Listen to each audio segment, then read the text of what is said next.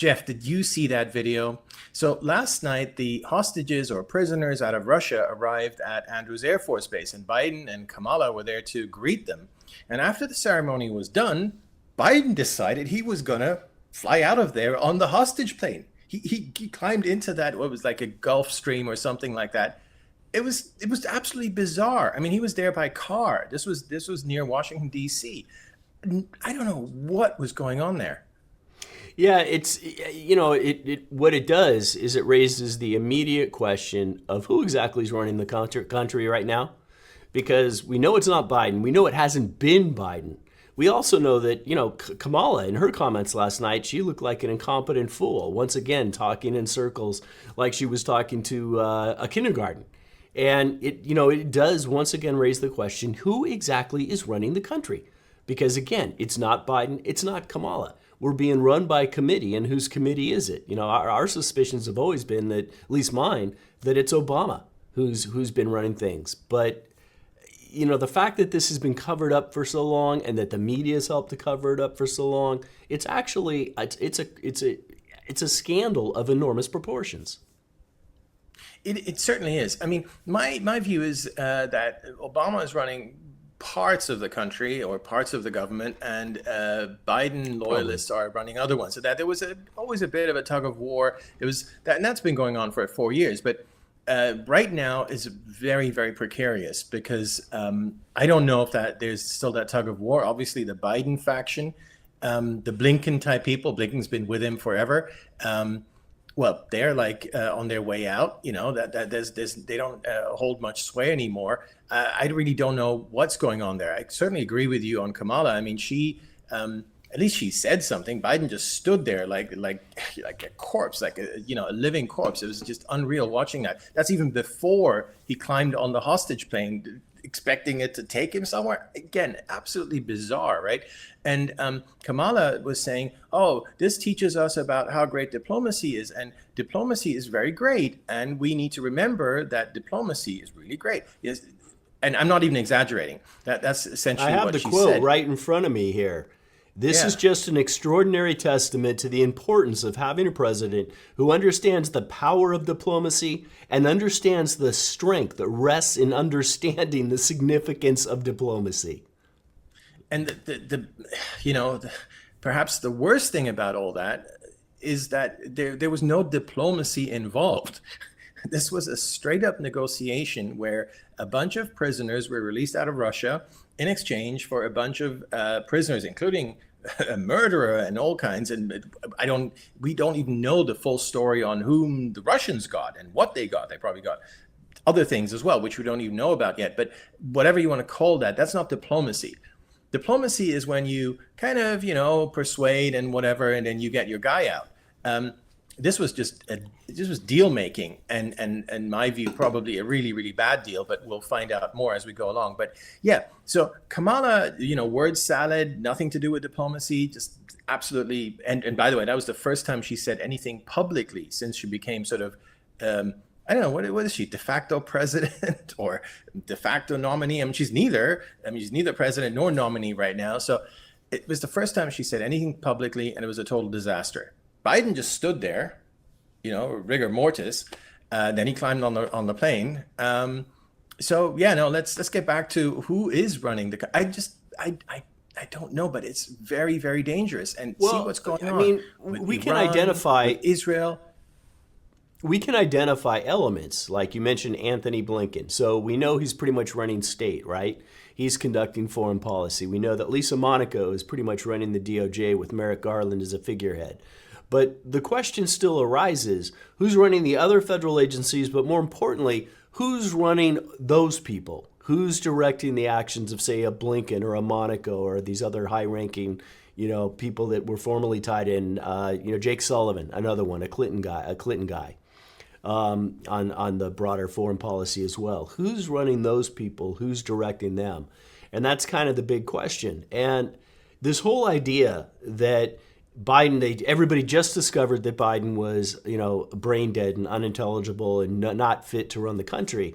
I mean, literally 2 weeks before, we're being told by the media that, we're all hallucinating for seeing exactly what we're seeing, and we're wrong. 2 weeks later, they bend over backwards. Oh my gosh, and how I'll have fainting spells that Biden isn't fit to run the country. Well, all of these people interface with Biden all the time. They saw what we saw. They knew exactly what was going on. So one of the points that I've been trying to make, and with the GOP, is the fact that, look, guys, this is an enormous scandal. Kamala knew the entire time that Joe Biden was incompetent. The entire staff within the White House, Biden's White House administration, they all knew. Everybody knew. They covered it up. DNC leaders knew, how often these guys were interfacing with Biden. And yet they all conspired to cover it up. Why? Because they were perfectly happy with what they had. They wanted Biden, when he first came into office, he was probably the ideal candidate from their point of view. A puppet president who could get up, say a few words. He maybe, fumbles a bit or whatever, but it's just old Uncle Joe, and he lets them do exactly what they want to do. So that was the ideal person. Unfortunately for them, the degradation just continued. He wasn't fit to be president on day one, but then the acceleration happened, and I don't think they were prepared for kind of the depth and the breadth of the acceleration of his decline, which brought us to this point. But it doesn't change the fact that we have not had a true president for, in my mind, the entire time, the last three and a half years plus. For instance, one of the things the media hid from us, you're not camped out at the media stations out there at the White House. At the front of the White House, there's all these little booths where they're basically stationed 24/7. You're not there. I'm not there. I don't see who goes in and out every day, and I'm not familiar with that because I'm not there, right? But they were there, and they would have known that there has not been a cabinet meeting in, I think, a year. That's huge. That's an incredible statement. That's absolutely huge. And they knew, and they covered it up. Because the cabinet meeting is where all these parts come together, where you have the sort of the nerve center, where someone gives the overall strategy so that the left hand knows what the right hand does and so on. And obviously none of that has existed for a while. I completely agree with you. But now it's come into focus. And now that this vacuum has come into focus, it's just created an extremely dangerous situation. And the next few months are going to be super, super dangerous, not only for, in terms of, say, Trump having another assassination attempt against him and, all that kind of stuff, or just basically strife, kind of domestic strife, but internationally, because everyone sees this. Everyone sees that this guy is totally gone. They've probably known that, but, at least sort of appearances were sort of kept up and no one kind of went to pounce. But now it's just so obvious. You have the plane episode being the latest in a very long series. Everyone can see that Kamala is an airhead, but, who's preoccupied with this campaign. So there's a massive vacuum right now. And I don't think it's a coincidence that Israel has been out there kind of striking. I'm not against that, but striking people exactly now during this time of vacuum. But unfortunately, you've also got Lebanon striking Israel. It's not just there. Imagine what's going on right now in the minds of Xi Jinping and Vladimir Putin and so on, because they know they've got 6 months of total power vacuum. No one knows what's going to happen after that, but right now they know nothing bad's going to happen. These guys don't know. There's no leader. No one knows who's in charge. It's a complete mess. Yeah, my own take is I think they'll probably try to be sort of opportunistic about things as opposed to a outright disaster, because Kamala may end up being president. Trump, I think they have a pretty good understanding of Trump being aggressive on things. They know where he's going to stand. But, it's the idea that we shifted. We shifted from, I think everybody knew, as far as the foreign leaders, I think they all knew exactly what Biden was and where his mental state was at. But the thing was, he was still the candidate, and he was still looking like he was going to be the candidate at that point in time. And suddenly that's changed, and now he's a lame duck. And that change happened very abruptly, simply because we literally watched the Democrats engage in a coup. Overturning Biden without just throwing him under the bus and just deciding that they're going to coronate Kamala. Frankly, if I was a Democrat, I would be furious. She hasn't received a single vote, and suddenly, she's the it thing. but they're all a little starstruck right now, and that's kind of where we're at. But yeah, I mean, the most dangerous point in time is going to be sort of from right now or from a couple weeks ago until the election. And I guess my worries probably escalate the more the kind of election chaos that transpires. And maybe even post-election, given that we have the 2020 to look back on, and all the disastrousness that ensued out of that. So it might be kind of that period that's actually our riskiest time frame. Yeah, and sometimes I wonder, does anybody know who's really running things, or is it just outside suggestions coming in from the usual power brokers, the Obamas, the Clintons, etc., and it's all run by kind of fiat? I don't know the answer. I don't know the answer either. I think, as I mentioned, there was a sort of a tug of war, which sometimes can be healthy, that went on for a while.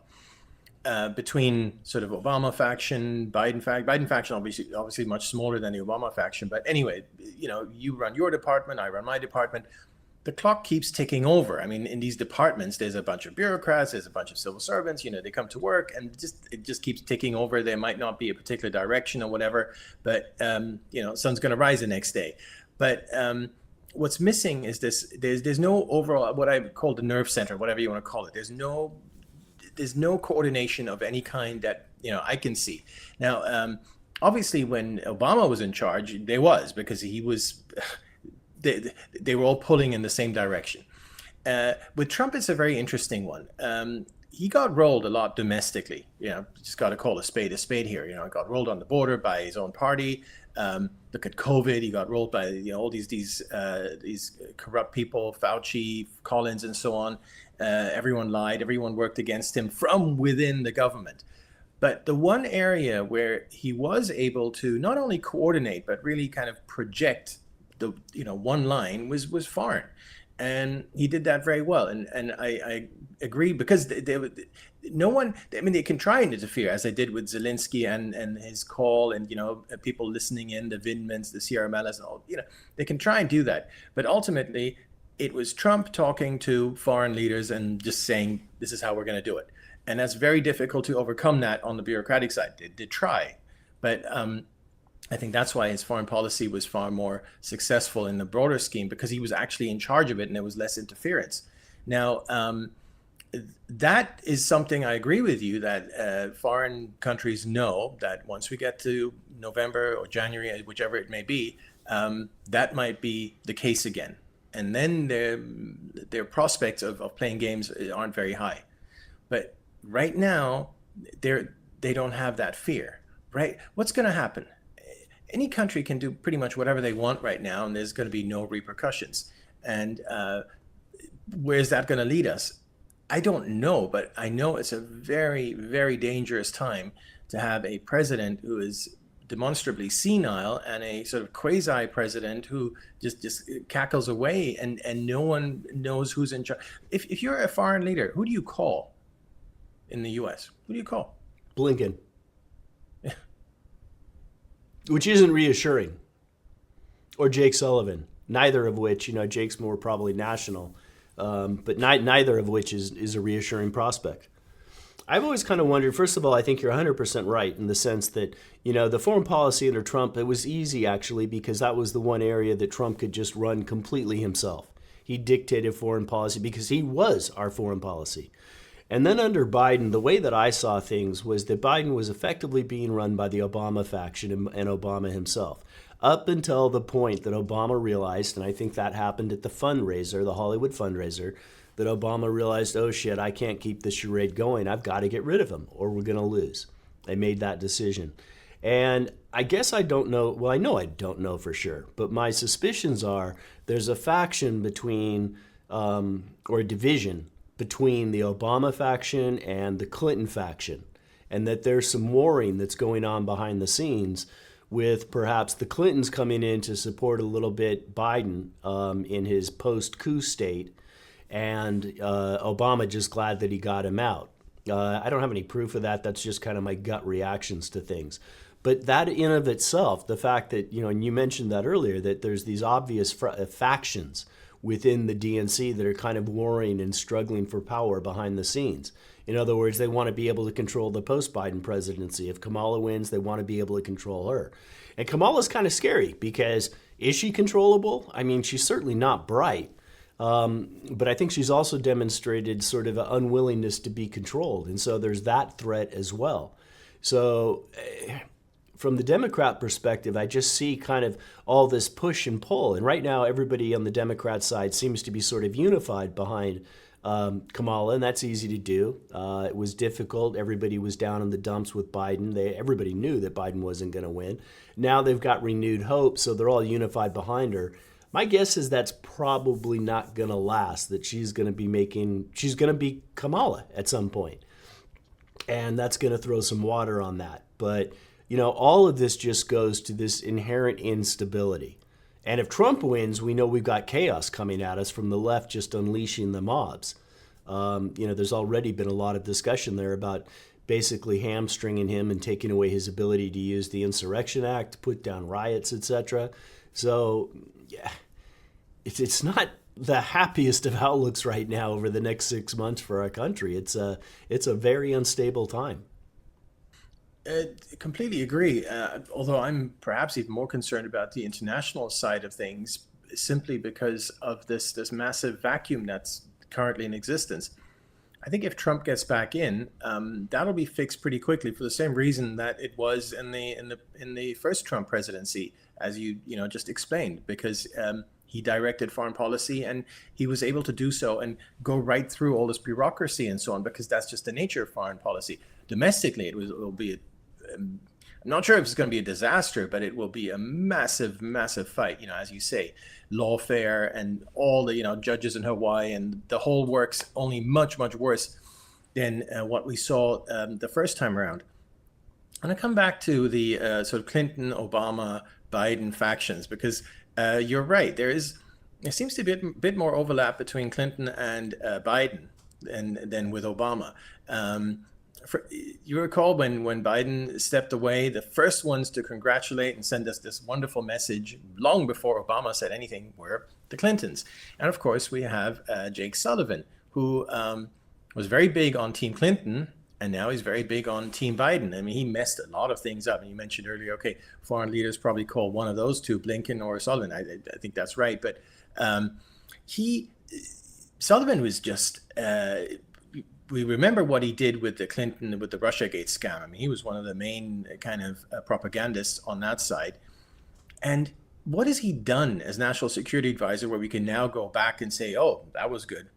Well, absolutely nothing. I think he's just one of these Washington, D.C. insider, know-nothing types who just fails at everything. In terms of Blinken, I actually don't dislike the guy. I'm not as sort of negative on him as I think he's probably quite a decent guy. That's just obviously just my view, but he's just too soft and he's just not very good. As soon as Biden came in, China said, let's meet, and they completely rolled him. And then he got, I was like, okay, just gave in more and more. Look at what happened with Venezuela. It was like Maduro says, oh, let's have, Blinken makes a deal. Like, let's have elections and you can have a sanctions relief and all will be good and so on. And where did that end us up? I think it's just always, maybe too much of a softie. But anyway, I'm kind of digressing here. So coming back to who's in charge, where do you think things are going to go like in the next few months? Well, it's a good question. Before I go there, I guess one thing I do want to address, though, is I maybe differ with you a little bit in terms of Blinken. I agree with you. It's easy to kind of think he's okay and maybe soft, but I always stop to remind myself this is the same guy who coordinated with the intelligence community to get that letter written, which then back during the 2020 election, he was the guy that initiated the letter that basically said Hunter's laptop was Russian disinformation. And I think that if you want to point, there's a lot of things that happened, 100 million mail-in ballots going out, election fraud in Georgia, et cetera, et cetera. But just that one act alone of portraying Hunter's laptop as Russian disinformation at that uniquely crucial point in time, I think that turned the election. I think if that hadn't been there, it might not, the rest of it might not have been enough. So I always remind myself that he's also that guy. He did that. Yeah. Yeah. Good point. You know, as far as where we're going to go, I don't know. I think, you know, like your example of Israel just kind of doing what they want. I guess it's my hope that maybe that's where we're at right now. I'm not saying that's the case. That's my hope, is that the other countries just sort of view this period as we're going to do whatever we want. We just kind of don't care what the United States says. I hope that it stops there. I'm not saying it will, but that's my hope. You know, and we've seen Israel get suddenly aggressive and just not caring at all. Bibi, when he met with Kamala, I mean, the reports coming out, you could see the body language, but the reports coming out of what was said, you know, he was basically he basically laughed at her from everything I could gather. And I think that's kind of where we're at, is you guys can say what you want, and we just don't care. We're going to do whatever we think is appropriate for ourselves. When we have the lame duck, that usually happens, right? After an election, you got kind of 2 months of lame duck, and now we've got 6 months of lame duck. With a huge, not only is it much longer, but there's a huge difference.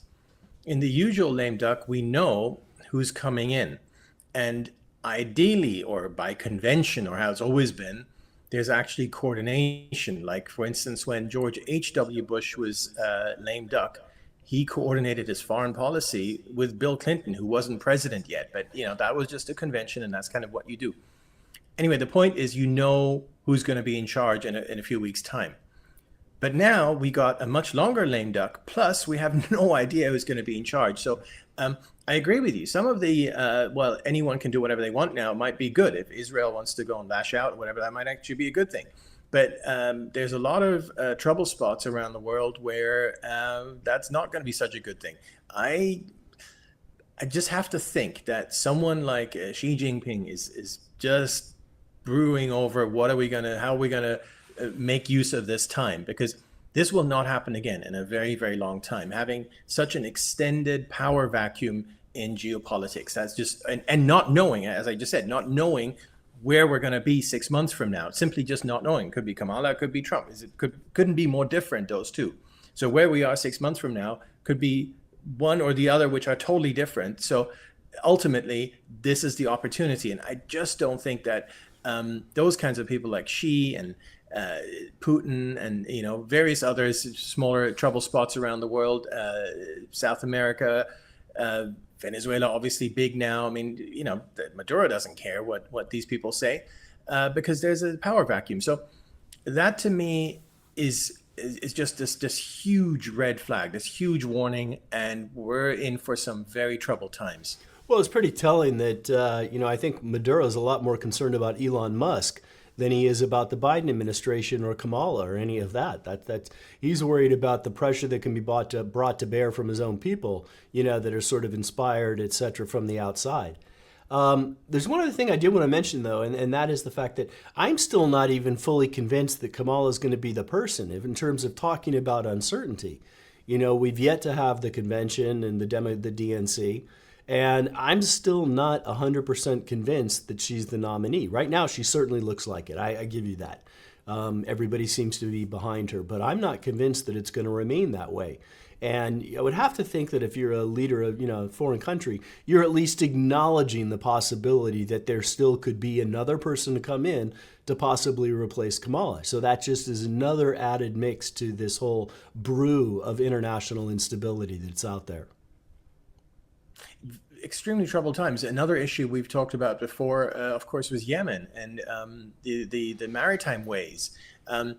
These are things, you know, we've talked about this on the show before when we talk about the U.S. is the world's policeman and so on. I mean, where the U.S. goes and like just fights these unnecessary wars, you know, that label and the negative views of that label are, of course, absolutely right. But there are aspects to that label, even though it's now a very negative one, which are actually not only helpful, there's sort of the key to upholding some kind of order where you don't just have, you know, anarchy on the seas and so on. Because obviously the world's oceans are like international. You can kind of do, no one has jurisdiction over them. But the U.S. kind of has over the past many decades seen to it that there's some kind of security, some kind of order on those. And the situation in Yemen has deteriorated, has made that worse. We've talked about this. Are those guys going to escalate? Probably. If you know the world's policeman, for lack of a better word, is not really watching right now, or there's no one in charge, you get all kinds of very strange and very bad ideas, which, again, we're just kind of brainstorming here. I'm not pretending to know everything that's going to happen, but what I know is that the bad guys are brainstorming too, and that's really, really bad. Yeah, what we know is they're emboldened, right, at a bare minimum. And there's another aspect that we haven't even touched on, and that's the financial side of things. And the fact that our nation is now struggling under $35 trillion of debt, a number that's just astronomical. And that's it's hovering right around 122% of GDP. However, if we start to enter what I view as the inevitable downturn, I think it's going to be ugly, just a matter of when. That ratio is only going to get a lot worse. And 122%, I mean, that's already like theoretical bankruptcy levels in terms of the U.S. And that number is only going to get worse. And what do we do there?